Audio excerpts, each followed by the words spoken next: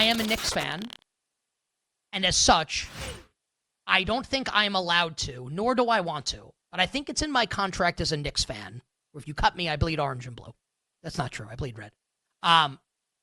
It is in my contract as a Knicks fan that I can never, ever root for the Miami Heat unless I bet on them.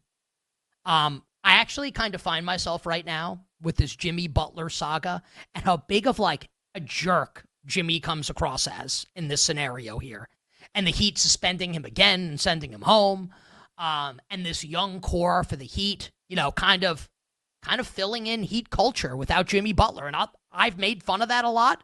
It's kind of true right now with Eric Spoelstra leading the way and Pat Riley leading the way.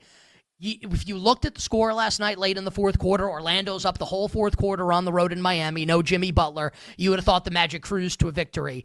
Not the case. The Heat came back. They beat the Magic in overtime. Tyler Hero, 30 points. Nikola Jovic, not Jokic, Jovic, playing very well for Miami. And Femi, Miami with a star rookie that has been making waves.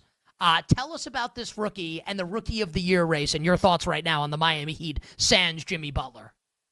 Yeah, it's rookie Kel'el Ware, who has been the big guy for the Miami Heat. Now, it's interesting. They're kind of going with the Twin Towers lineup with Ware and Bam Adebayo, but Kel'el Ware, in about 2 weeks, which it goes to show you how bad this Rookie of the Year race is, really. We've been waiting for anybody to kind of emerge, but in like 2 weeks of really good play in terms of offensive production, putting up like 20 and 10s, he's now the favorite after being like 100-1 or so like a month ago. He's now a plus 140 price. Now, his season-long averages are still pretty poor, and right now I think if a vote was held today, my guess is that Jalen Wells of the Memphis Grizzlies, he would actually win it because he's been producing on a team that's like a top 4 seed in the Western Conference. But Kel'el Ware is definitely an interesting guy, maybe a big upset guy. I'm just a little bit more skeptical of him keeping up this offensive production because if he doesn't do that and like continue to play at this level every single night to boost up that average, then he's just going to be a guy at the end of the season who's averaging 9 points a game, and that typically doesn't win Rookie of the Year, especially when you're not like a top 10 draft pick. Jalen Wells worth a bet, you think, at this price at plus 400? I think it is. I've been betting Wells for about a week or so. Like I think Wells is the guy that like he feels like a safe guy that's going to be in this race. If you're Pat Riley, like you want to look to offboard this guy and get this guy out of here. But like for me, for Jimmy Butler, like I think the conversation is like what kind of impact would he have on a contending team, and also for the Miami Heat on that side of it. I still think he's a big time playoff performer. In a playoff series, you would want him. Because the latest report was the Heat of like the asking price has been lowered, meaning more teams can get involved now.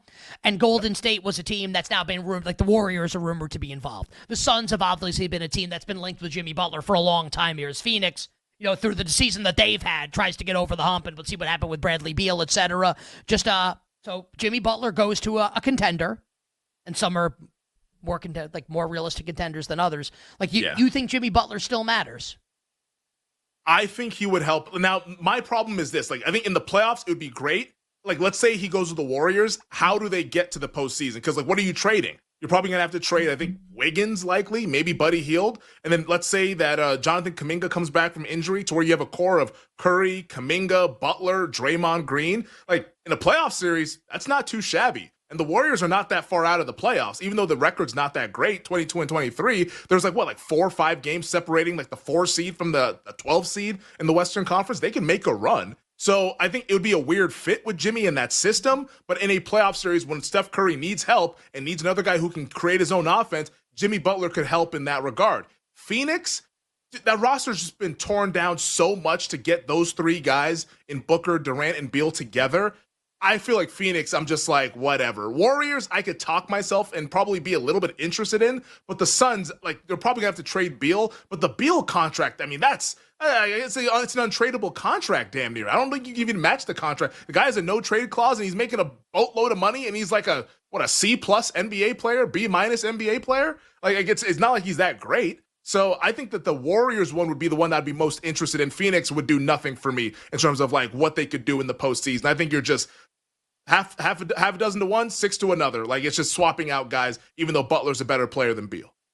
And as for the Miami Heat, so, like, it looks like they're going to trade Jimmy Butler at this point. Worth noting, so Miami is 500 right now, right? That's like Miami's record. They're at 500. The Heat are, I'm just looking right now, just to give the exacts. They're 1 game over. They're 23 and 22. Yep. Miami is basically the same record They're 500 without Jimmy Butler and 1 game above 500 with Jimmy Butler. I'm not insinuating that they're like definitely better without him, although you can make the case that they are, given like what's happening off the court here. And an awesome comeback last night over a good Orlando team. And Franz Wagner's back, and he's balling right now for the Orlando Magic. And the Heat have a great coach. Yeah. Now, look, I'm not insinuating that the Heat can contend with like the Celtics or the Cavs or my Knicks, although I'd be scared bleepless of Miami in a playoff series, just because how could you not be, right? Miami, a threat to do anything of any importance or any significance in the Eastern Conference playoffs, or is this just more of a fun night-by-night regular season betting opportunity where, they're going to be dogs probably in like a lot of games, and maybe they're the plucky underdog now without Jimmy Butler, and, tip of the cap to, Bill Simmons, who obviously everyone knows from The Ringer now. Like, this feels like kind of like a Ewing theory thing here, right? Where you lose the star and maybe the team gets better as a result. Yeah, it does feel like addition by subtraction. I just don't think they have the upside to actually compete in like the Eastern Conference. Like you get to a playoff series and let's say it's Heat versus Bucks, even though it's Doc Rivers versus Spoelstra, it's Giannis versus who? Tyler Hero as the best guy, or Bam Adebayo? Like I'm gonna like Giannis in that series. Like there's teams that have better upside, like the Knicks. I know you said that you'd be scared of this Miami team if it was because like all the history in the '90s and all that stuff. Like I'm just scared. I'm scared in general as a Knicks fan. Just being honest, I'm terrified. Yeah. I guess no free solo for you, I guess. But like Towns and our guy Brunson, like that's a much better duo than whatever the Miami Heat can do. So like I would not be scared of the Miami Heat. I think it's a very plucky team, maybe a great underdog team. You get them as a home dog against some of the elite teams, but I think that's all it is. I do think that application could be like Tyler Hero, most improved player. Like that's one that we've kind of had earmarked for whenever they trade Jimmy Butler. Like he's 8-1 right now. He's drifted a little bit. Like if he continues to score, there's a natural narrative right there. We traded Jimmy Butler. Tyler Hero led us to the playoffs. Like that's a great narrative that I think a lot of people would want to write that story. So that's one, like if they trade Jimmy Butler, which it seems like it's happening at some point between now and next Thursday, the deadline, I think you want to go ahead. If you don't have any Hero at 8-1, I would be looking to get Hero because I think right now the only guy that's more likely than him is Norman Powell, who's already been bet all the way down to pretty much co-favorite with Cade Cunningham. You bet here on this terrific Tuesday talking the NBA. Okay, just early thought. Like there's no market, so we don't have to give a bet. Just early thought. Tomorrow night, Wednesday night in the NBA, the Miami Heat, without Jimmy Butler, host the Cleveland Cavaliers, who have lost 3 straight games. 2 obviously to the Rockets, and then a terrible loss, and I bet them in this game last Friday on the road at the Philadelphia 76ers. So again, like no betting market for that game, not yet, but Cavs are going to be favored, obviously. Your thought on what you would want to do ahead of tomorrow, and you reserve the right to change your mind if you want. I mean, yeah, like pending the number, like if you're getting probably like what, like I mean, Cleveland is probably like 7 or something like that. Maybe is what you're getting. Is that gonna be that big? Like maybe a little, I think something like less. That. Maybe a little less. Like if it's more than 2 possessions, I'd definitely like Miami. If it's 6, hard conversation to have, but I would lean towards the Heat. I think this is going to be a galvanizing effort for Miami, especially like in the shortcoming. I think over the course of a season, maybe it wears off a little bit and you see like the talent or the lack thereof ultimately hurt them in some of these games against the better opponents. But right now, I feel like this team is going to rally around not having Jimmy Butler and saying, hey, you know what? Bleep him. He doesn't want to be here. We don't need him. Let's get it done with the guys that we currently have. And we see these juggernaut teams. Sometimes you go down to South Beach, get the South Beach flu. I wouldn't hate a bet on the Miami Heat, at least right now, putting in pencil, not in pen.